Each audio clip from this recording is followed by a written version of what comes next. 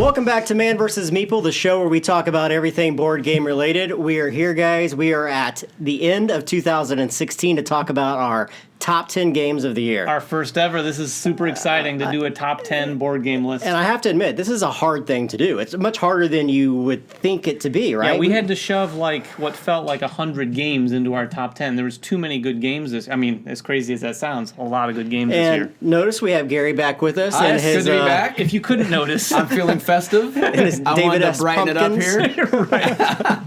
So let's start this off. The way we're going to organize this is we're each going to talk about what incorporates a top 10 list to us, and then we'll just go through the list all the way down to number one. Once we get to number one, each of us will give our personal game of the year, and then we have one game that we're calling our Man vs. Meeple game of the year. Right. So, Gary, I'm going to let you start this off with your number 10. All right, my number 10, and how I did my list, I had 20 games I wanted to put in my top 10, but I only could get 10, so I'm basically saying my most favorite top 10 games I'm really playing a lot. I'm pulling them off the shelf quite often and playing them a lot, so that's kind of my...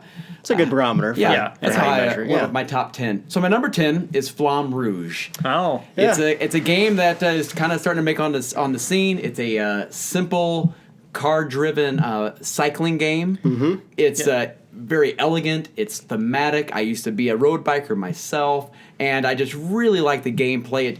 It scales well from 2, 3, 4 players. The tracks can always change. It's just a ton of fun. I'm really, really enjoying This is Flamme one of those Rouge. games that we did not think we would enjoy, No. and once we played it, I'm not sure we've met a single person that said, I don't like this game. It's a very enjoyable game. Yeah, super enjoyable. This thing on paper does not sound good, but Right. once you play it, it is a lot of fun, and the theme oozes out of this thing. You really feel like, I'm going up this hill, and now I'm coasting down the other side. A surprising amount of tactical choices with a very limited amount of cards to use, which is kind of cool. Yeah. What do you have? Number 10. Number 10 is an expansion, and before I get to that, the way I looked at my top 10 is I'm always looking for games that give me that ongoing satisfaction as I play them. So a lot of my top 10 is comprised of that type of game. Mm-hmm. Also, some games that didn't make my top 10 are a lot of the casual games, and there's been a lot of fantastic casual games this year, but they're just not exactly in my wheelhouse, so they didn't make it to the top 10. But with number 10, like I said, it's an expansion for Duel. Yeah. It is Pantheon for Seven Wonders Duel. This game, if you didn't know already, I love Duel. Jeremy likes Duel now a lot more because of Pantheon. Yeah. Pantheon improves this game so much. This is one of those expansions where some expansions you don't need, or you'll feel like that. This game, I can't imagine playing Duel without this expansion. It's an essential portion of the game, and it just flat out makes the game better. It improves it for sure. It takes out some of the luck. It gives you some more opportunities to sort of mitigate some of those things that can happen in the third round. My number 10 is a surprise. I know it is to you guys. It's Guilds of London. And I know that you guys typically don't like this game. I love it. I didn't really have a hard time choosing it. It's got very fun hand management. It's got cards that have multi-use. There's cards. 3 use for every card in the game. And it has a cool area control style game where winning a card flat out doesn't give you the best points, or a tile flat out isn't always the best option. I know you guys don't like the neutral liveryman aspect of it, but I find that interaction enjoyable, especially when I'm winning. But even when you're not winning, you have to learn in this game. You have to go into this game knowing that it has confrontation and how to manage those. It's part of the game. And once you get past that portion of the game itself is really enjoyable. It's a really smartly designed game. Yeah, you've got to embrace those neutral liverymen, and even if you're not going to use them offensively, you can get them defensively and sit on them if you want to. Yeah. So it's just something, it's another variable you have to consider. It's just that I think it's one of those things that you don't notice right off the bat, and then once it stings you, it's like, oh, that's awful. But and it's beautiful to look at, too. The artwork and design of the game is perfect. All right, number 9, Gary. Number 9, one of my most anticipated Gen Con games was Bloodborne, the card game by Eric Lang.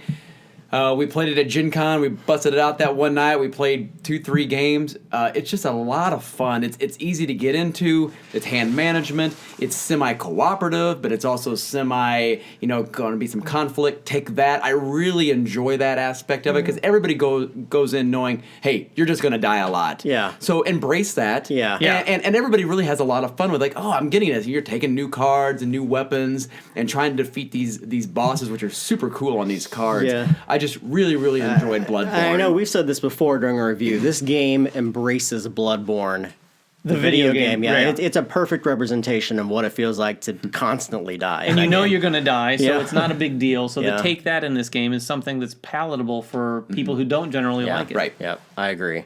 What do you have? My number 9 is Oracle of Delphi.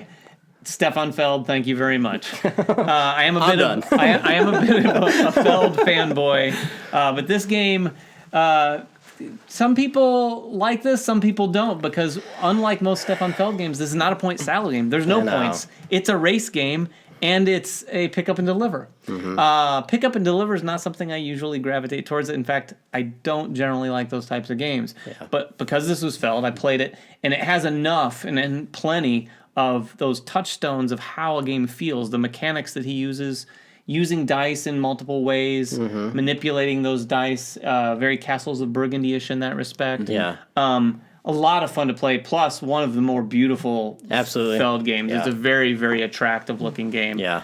Plus, a lot of my gaming groups really, really enjoyed this. Yeah. It's a lot of fun, and you can play sort of an abridged version of the game too if you don't want to play the whole thing. We're starting to see a lot of these typically Euro-style games being bridged over to what we would say is an American audience liking the more graphically visual Absolutely. style That's a nice- games, and they did a really yeah, good job a with nice that. I trend. will admit to that, even though I'm not a huge fan of Oracle Delphi.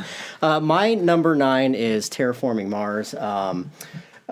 This is a good game. It's a solid engine building game. I know that you both love it a whole lot. I like it as well. I love the card drafting in it. I love the hand management aspect. I love at the end you have 20 cards laid out in front of you that you've built and used in some purpose. What I don't like in this game is the price and the component quality, which I think were quite atrocious compared to some of the other games that he released this year.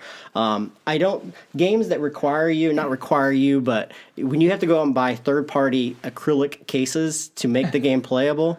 And I also didn't like the fact that the little, they say they're metal pieces. They're not metal pieces. They're just colored metal. They all represent different denominations in the game, which are kind of hard for me to wrap my head around sometimes. And also the engine building in the game, there's like 220 cards, right? So by the end of the game, it's hard to control your entire engine at times, especially when you're card drafting and people seeing what you're doing and pulling cards away. So having said all of that, the game is still phenomenal. Exactly. Enough to be on my top Still in top your 10 number list. 9, Yeah. right. And I recognize how good and how strongly of a design game this Yeah. is. Good game. All right, we are on to number 8. What you Number got? 8, Black I Orchestra. love how you said number 8. Did you like that? I even Maybe tried. you should do this. Number 8. Black Orchestra. Yeah. I just love this game so much. I like the cooperative aspect.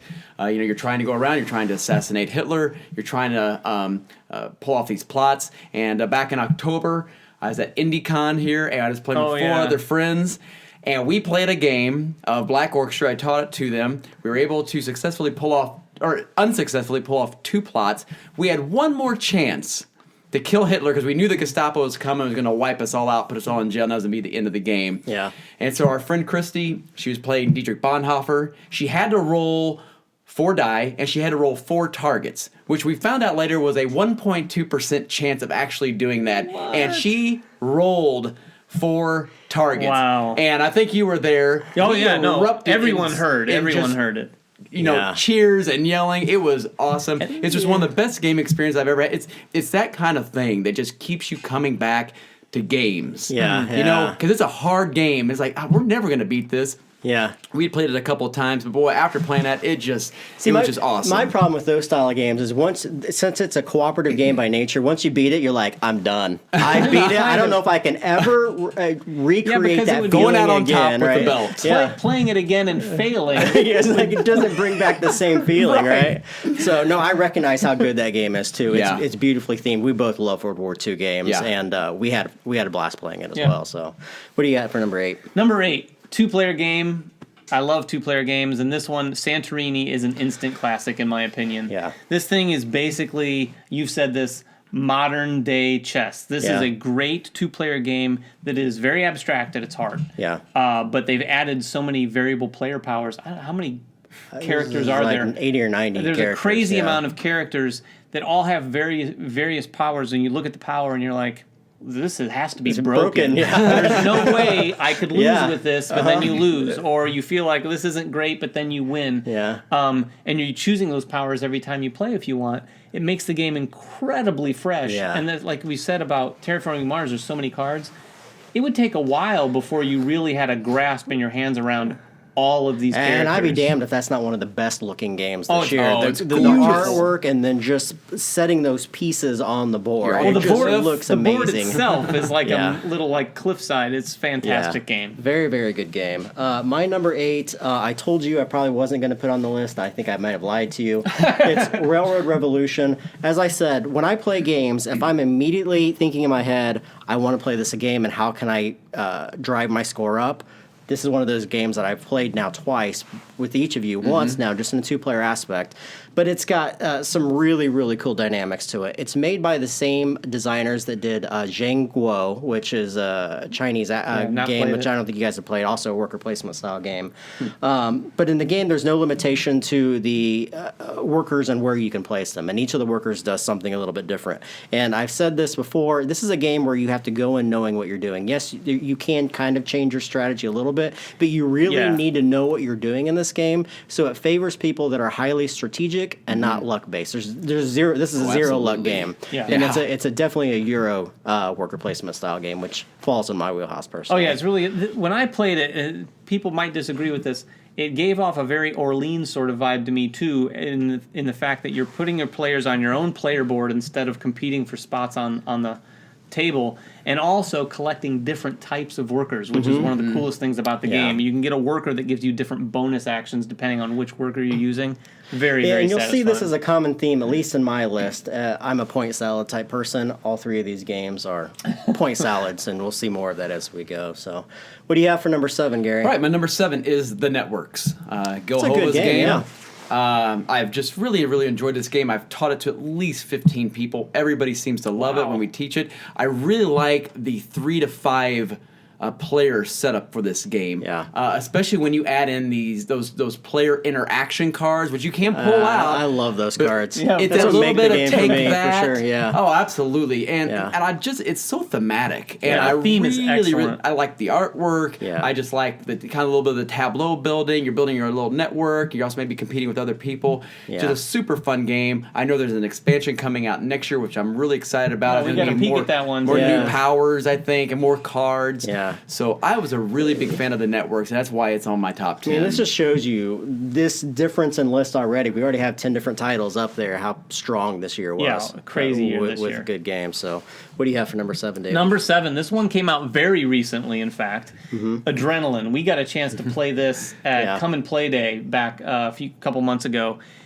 And I never expected to like this game. I figured it was just looking at it, I thought it was some dice chucking game where you're running around, it represents a first-person shooter style game. And I just thought it was going to be complete luck. This is a medium weight Euro. Yeah, I mean, is. it's an area majority where you yourself are the areas and you're placing damage on each other. Yeah. And every time I've played this with someone, everyone at the table goes, you know what? That did really feel kind of like a first-person shooter. It really gave that thematic experience of ducking and hiding behind doors, all of that. Yeah. And the weapons, I mean, the whole thing's built around the weapons. Yeah, you're the picking weapons, up different weapons and using them and having to reload with ammo. Then you're out of ammo, running around trying to scramble for ammo. Fun game. My number 7 is another worker placement game, another point salad style game. It's Manhattan Project. It's another game where you are building an engine with all these different kinds of corporations, governments, and manufacturing. Really, really cool. turn structure in this game, right? You either are placing workers onto the board or you're generating energy. And I know that's a portion that you like about the game too, that you never know, you're constantly looking at what other players are doing and when best to do actions for you, which is really, really cool. Yeah, the staggered turns in that game are really cool. At first, when I played it, it took me a second to really kind of grasp, oh, we're not playing around and then all rinsing and repeating at the same time. I might be finishing and you're still halfway through your round because you've used your workers in a slower pace. Right. Yeah, really, really cool game. Right.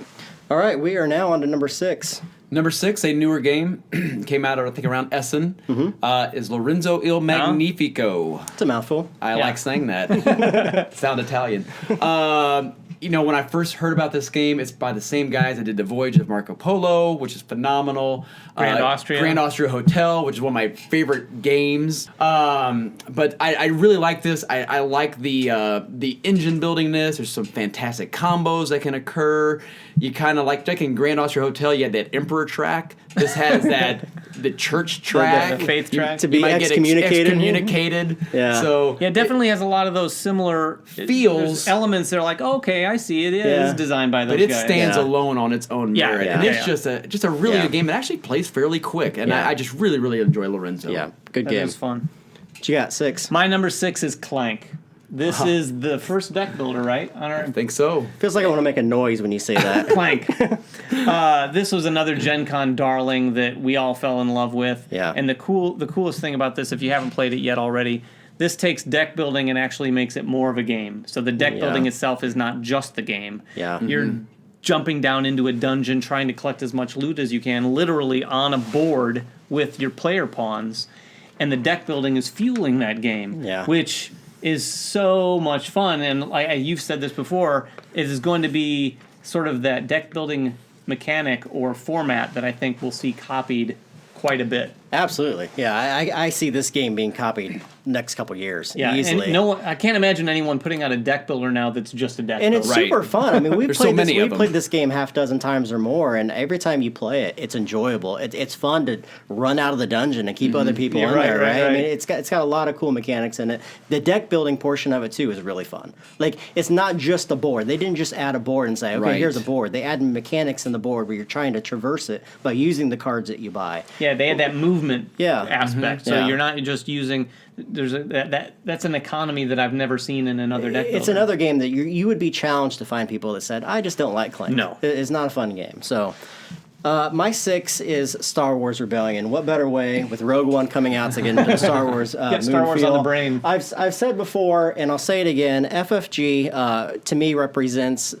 really good portions of the industry and really bad portions of the industry. The good portions, that their art, their design is impeccable. It's beautiful. But they rely a lot on combat that's dice-driven, and it's a lot of luck-based combat. For me, it's a lot of chrome and not a lot of substance in the games. It's probably because I like Euro games at my heart. This game has done for Star Wars what War of the Ring did for Lord of the Rings. It is basically Fury of Dracula in a giant game of cat and mouse, where the only goal of the Empire is to find out where the hell the rebel base is and destroy them, and you have a limited amount of time to do that. And then the rebels, and I've said before, they're scratching and clawing, trying to just survive, right? Mm-hmm. Just for that A New Hope to get out of there and to survive and win. The heroes are perfectly well done in this game. They make the game thematic in a way that is perfect for Star Wars. Really good game. You need to play this game. And I haven't you played have not played it. We played it one day for at least 8 hours. Yeah, 8 hours straight, like 4 games straight. We couldn't stop. Like, let's do this again. It's so thematic. I mean, if you're a Star Wars junkie like we are, I mean, you just get sucked into the world because there's so much in it. Like, oh yeah, this is cool. We're going to destroy this world or this world. It's a perfect recreation of the original trilogy movies. So I'll definitely have to try it over the holidays. All right, we are now at number 5, halfway there. All right, number 5. This is my meatiest game that I have on my list, and probably the meatiest game of the year, is Feast for Odin. That's fair to say. Yeah. Uwe Rosenberg. I mean, this is just a fantastic game. I really love. There's so many actions that we talked about, like 61 actions that you can take. But it's actually fairly. I've played it with you and a couple other people, and you taught it, and it was for, people who had never played it, and they caught on pretty quick. Yeah, it's pretty easy to get into, and yet be fairly weighty. Yeah. And it's just I love the puzzle aspect of either going for positive points or taking away negative points on your player board. And it's just a super fun game. I really, really enjoy Feast for Odin. Yeah, it's fun just as a game to punch all the boards that come with it. All 19. All 19 boards. of them. What do you got for number 5? So my number 5 is Lorenzo. Gary already talked about it. Yeah. I'll add a couple things here. The engine building, and that has been a theme in a lot of these games. There's a lot of engine building going on. In this game, there's a couple areas where you can build some engines. Super satisfying, because when you trigger them on your turn, you're able to activate up to like 6 cards at once. Yeah. And get things from them. Right. How can that not be satisfying, right? Yeah, Except for the other players who are sitting there looking at you, go, okay, yeah, take your wood, but it's a lot of fun, super good game, and it's a very attractive looking game too. Yeah, absolutely. My number 5 is Great Western Trail. This is the polar opposite of Terraforming Mars for me, by the same publisher. Where Terraforming Mars suffers in their component quality, Great Western Trail is the exact opposite. It's beautiful to look at, good component quality, great graphic design, great artwork, and really, really fun gameplay. Unique, too. I you know what? The best thing I can say about this game is that I looked all over through my collection and looked online of anything I could compare this game too. I think it's wholly unique in the way that it structures the gameplay. You said that before, going through the route to Kansas City and then re-looping, doing that time loop again over and over. There's nothing quite like it. I could talk a lot about it, but the thing I'll say is it's just a fun game to play. It doesn't outstay its welcome. It is on the longer side. It can take a while, but it doesn't feel like it. It doesn't feel like it, and it feels like you have just enough time to do everything you want to do. A lot of these games, a lot of the Euros that we play, you're playing in a set number of rounds, and then you feel like, I wanted to do that, but I'm like 4 turns away from getting that done. In this game, it feels like it's the perfect length. You can do everything you want to do, typically, but the game doesn't outlast its welcome, but it's just long enough. Right. I like agree. it. I like it a lot. All right, we're on number 4. All right, number 4, Railroad Revolution. There's just some games when I play them, I just know I love this game, and this is one of them. Like I said, we've played it with each other, and I just love. One thing I'll add about it is that you basically take one action. And it's one of 4 actions, and in each of those actions, they kind of spill over into each other. Yeah, they do, and there's really not a negative move or action you can take in the game. They all kind of benefit. I mean, I can make a move that benefits everybody else at the table, and I really like it. It's point salad, satisfying combos. It's a very, like you said, deep strategic game. You're not going to go into this, very tactically. It's a very you're going to pick a strategy and you want to go with it. Yeah, you do have to stick to your guns in that game. Stick to your guns, just like Feast of Odin. It's so interesting how this game, you can do so much with one worker, and all these different actions can kind of tie into that, and how all the things on the board kind of tie into one another. Very satisfying. It's one of those games you do something like, I can do this, then it does this and does this. That's my turn. Took 5 seconds to do, but I felt like I did a lot of stuff. Yeah, the combos that get triggered are really, really cool. Yeah. What you got for number 4? Number 4, Energy Empire. You've already talked about this, the Manhattan Project. This game, again, a lot of engine building going on here. What I liked most about this game, too, is in addition to these sort of staggered turns that took some getting used to, but I found really fascinating, was the fact that you can place your workers anywhere. You're just enhancing them with energy. So if Jeremy's gone there with one worker, I have to add energy to my worker to go there. The other cool thing there is you can go there, if you're the first person, you can stack it with energy to really make it tough for anyone else to go there. Player interaction in there. That level of player interaction is perfect for me. I love that level. That, it's not exactly take that, but it's just enough to disrupt what someone else is trying to do. It's kind of like the same thing with Great Western Trail, where you can lay routes and kind of block them, but you're not directly interacting with that player. Exactly. Right? Yeah, very much. That same level. My number 4 is Lorenzo Il Magnifico. I also really like this game. It's a worker placement. To me, this is probably the perfect combination for me in a game that I'm always going to math out and probably do really well at. Yeah. We have a buddy of mine, Jack, who's the same kind of, we think the same way in games. So this is a game that I'll compete with him in.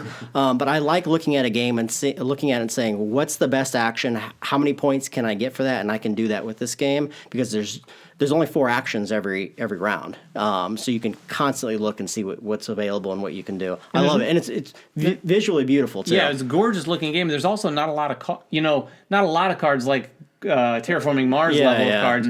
So you could play this game several times and start to get familiar with the cards, because they also are phased so that the same cards come out in the first round, second round, third round, so you can kind of start to see the trend of how the game and what unfolds. This game does that's so much better than Grand Austria Hotel, and I think all of us like that game, is that this takes turn order and does it in a very quick. I mean, you're basically taking your pawn and putting on the board and taking the action. You're done. Whereas Grand Austria Hotel, it can be 5-10 minutes before sometime it comes back to you. But a lot of the similar mechanics that we found in both of them. So I like that game a lot too. What do you got for 3, Gary? All right, number 3, Terraforming Mars. Surprise. Yeah, I mean, there's really not a whole lot more to say about this game. It's just, I really love it. I love how you build your engines, and I've won a couple times, but it's never been the same way. And it's just kind of that, okay, which engine am I going to build this time? And go into like a different type of way of thinking, and you're doing your card drafting. I really, really enjoy it. But just like you with the component, Stronghold, make a deluxe version. Oh, yeah, that would be nice. It would be a huge seller. I think the people would buy recess it. boards, Absolutely. whatever. Absolutely. And because it is such a good game. Clean up some of the graphics, but I really do enjoy this game a lot. You know, a mark of a good game too is when you buy third-party stuff, and you both have bought stuff for your Terraforming Mars. And those things make it fantastic. I mean, the game is wonderful on its own, but those player board accessories are awesome. Yeah, no, I agree. It makes it more fun. What do you got for 3? Number 3, I have Great Western Trail. Yep.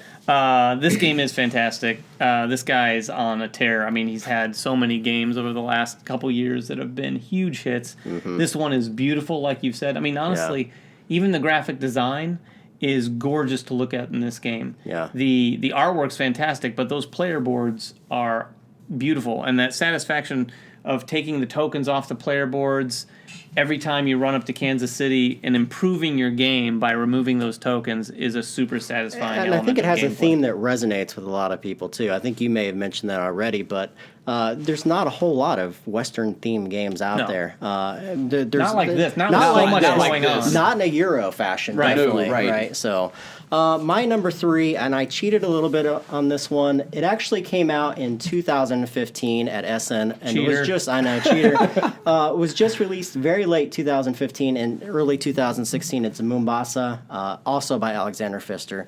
And let me read you this, because I think you guys would both be intrigued. I know neither one of you guys have played this, Nope. I right? have not played it. Area control, card drafting, deck building, hand management, variable player powers, and worker placement. Is there any one of those mechanics you don't like? They're all mechanics that all 3 of us love in our games, right? That's true. And if you haven't played this game, you're doing yourself a disservice, because it is a heavier game. It's more like Vidal Lacerdas type games, where they're heavier, medium-heavy Euro-style games. But it's got all the stuff we like in games, guys. And it's beautiful, it's fun to play, and it's a great 3 and 4 player game. This is Jeremy's way of getting us to play Mombasa with him. I know. He puts it at number 3 on his top 10 list. I am ready to play. It's very deserving of that number Right. 3 spot, too. So, all right, what you got for 2? All right, number 2, I know this isn't on any of your guys' list, but I picked Mechs vs. Minions. Oh, I love this game. The production quality is out of control. well, that alone is insane. I mean, when I first saw it, I was asked, how much do you think this is going to cost? I think I said $250. No, $75. And you're like, what? Right. Yeah. And there's so much to it. It was a surprise game by a surprise publisher, Riot Games, who does League of Legends. And they're like, yeah, let's make a board game. Yeah. And it's just a ton of fun. My group and I were having, we've gone through most of the missions.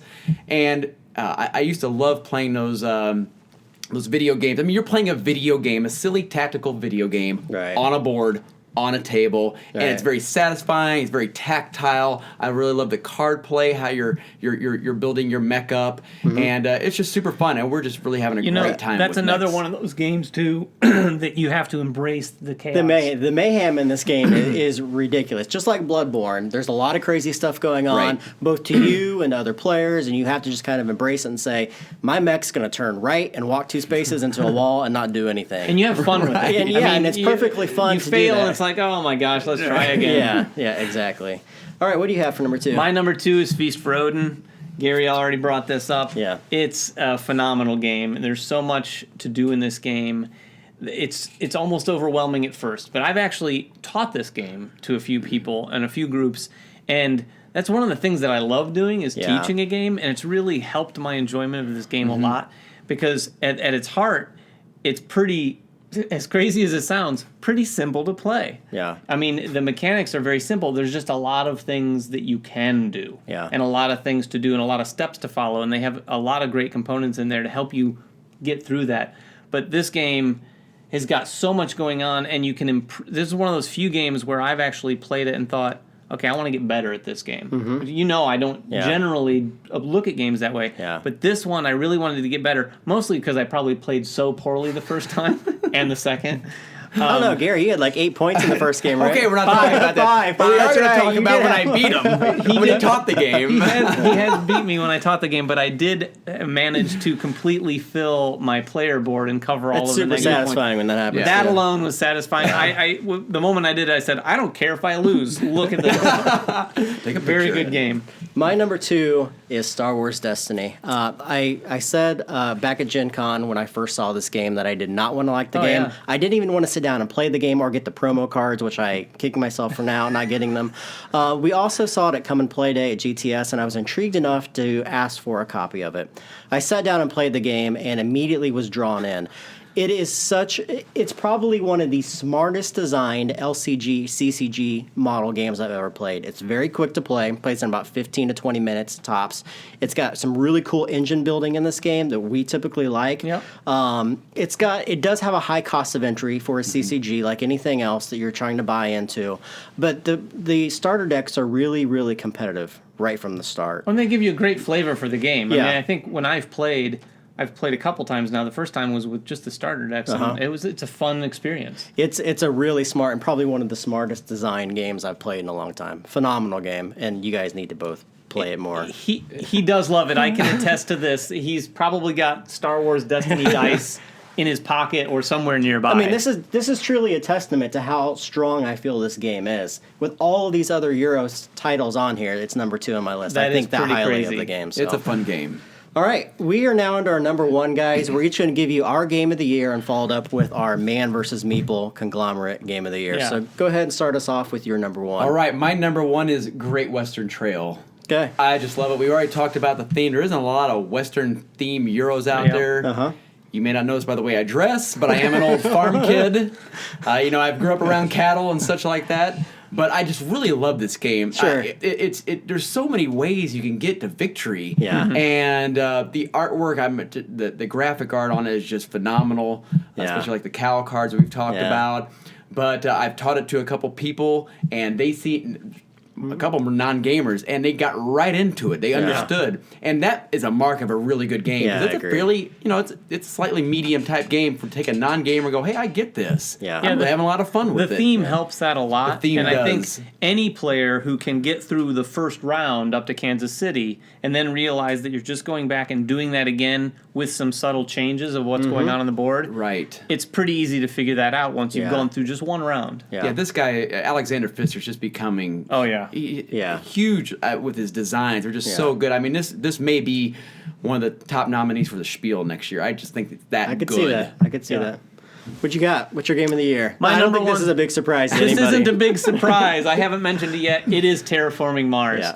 This game, a lot of people love this game this year. And despite some of the criticisms it's gotten for some of the components, and which usually plays well with me. Like, I want really, really good graphic design. I love beautiful components.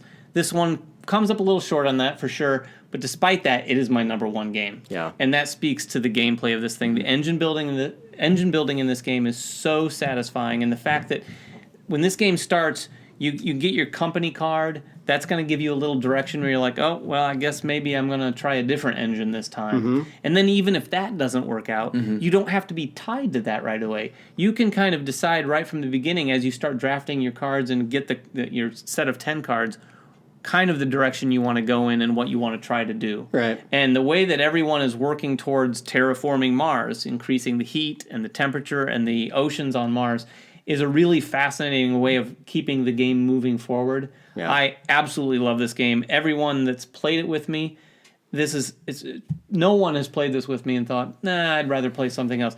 They really, really enjoyed this game, and that's always a big win with me. I love sharing great games with people, and this is a big winner. My number one game is Feast for Odin. This is a game, I'll say it again, I'm a worker placement fan. This is like the magnum opus of worker placement games. There's so many options in this game. I look at games, and I look at all the games that I picked this year, and I think to myself, there's a lot of variability in these games and how you can play it and how you can approach victory points and how you can win the game. Mm-hmm. There's nothing out here that quite qualifies itself like a Feast for Odin and what you can do in that game. Not to mention all the occupation cards and where that can lead you with your point scoring and the players that you play against, where some of these feel like very, and even Feast for Odin feels a little bit solitaire in its nature.